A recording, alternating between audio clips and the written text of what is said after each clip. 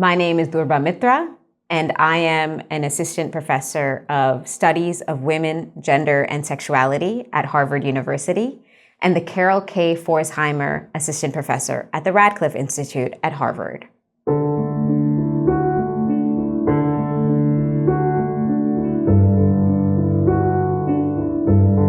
Welcome to my exp.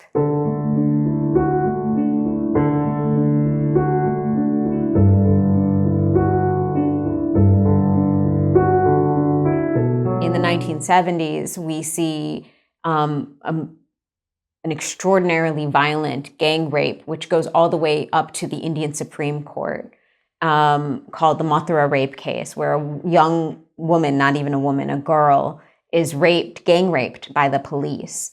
And the Indian Supreme Court determines that she had been so-called habituated to sexual intercourse.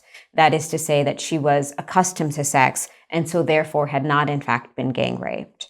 From that moment, the Mathura rape case, we see the galvanizing of an extraordinary feminist movement from the late 1970s on, which tries to transform the concept of evidence itself. In my scholarship, I have looked at the long history of evidence and the collection of medical evidence in cases of rape, in cases of abortion, where skepticism about a woman's own testimony becomes critical to the way that the patriarchal state reproduces itself.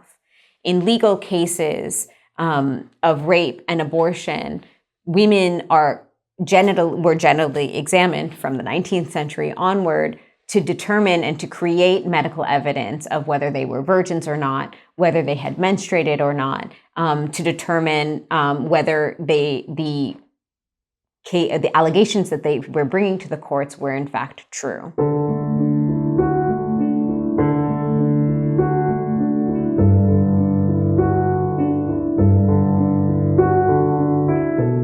What you find is that I have many medical doctors come to me and say, well, if we can't do the finger test, how are we to determine whether a woman is a virgin or whether she's bringing actual rape charges accurately or whether she's, truthful in her accusation?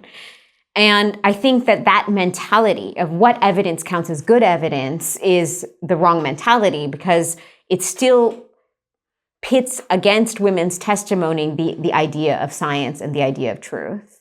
And the Indian court system, and more broadly, the South Asian court systems, are based in the idea that women will bring false charges. And so you need other kinds of objective evidence to help mitigate the problem of so-called false charges. That term, false charges, that phrase appears in the medical textbooks, it appears in syllabi, in curriculum across medical schools, and it appears in the way that the police are trained. And so we don't get things like the training of medical professionals to understand the collection of good forensic evidence, like DNA evidence in rape cases. We don't get training of things like the police, right? So we see extraordinary violence enacted by the police themselves on women who had already been victims of sexual violence.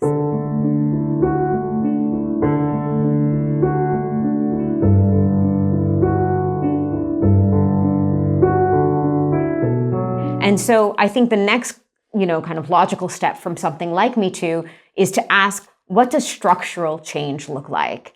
We can talk about individual experiences of sexual violence. We can talk about individual testimonies. An op-ed in the New York Times that talks about a person's own experience of sexual violence. But how do we move from that personal testimonial to political transformation? And I think that happens in multiple ways. I think it happens in organizing that's happening right now around things like the movement for Black Lives, organizing around the death of women like Breonna Taylor, right? Women who died in their own homes, supposedly in the safety of their own homes, but with a state that saw the penetration of the home as easy and inevitable, that moved into her own household and killed her in her own household with impunity. There have been no charges against the people who brought this, the state actors who in fact killed Breonna Taylor. It's from those political positions that we can see that there is a logic of the state right over intimacy, state right over the body, that we have not yet, I think, dealt with as a society.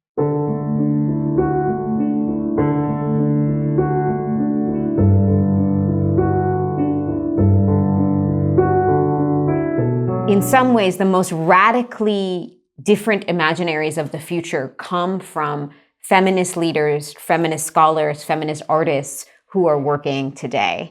And I see that really situated in the work of women of color, queer of color, transgender people of color, who are trying to radically imagine the world anew. It is in the work of art and feminist theory, feminist and queer theory, that I see that radical imagination of the future happening. In some ways, so much of what defines our contemporary movement has been people saying, we don't know what to do. We don't know how to think forward. The time of the coronavirus is a time of suspending future thinking.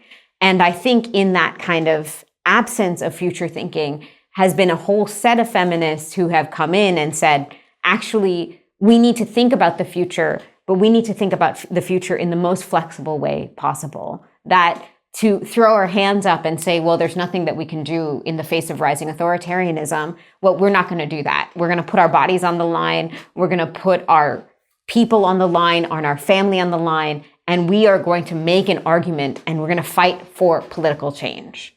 That's how I see the role of feminists today.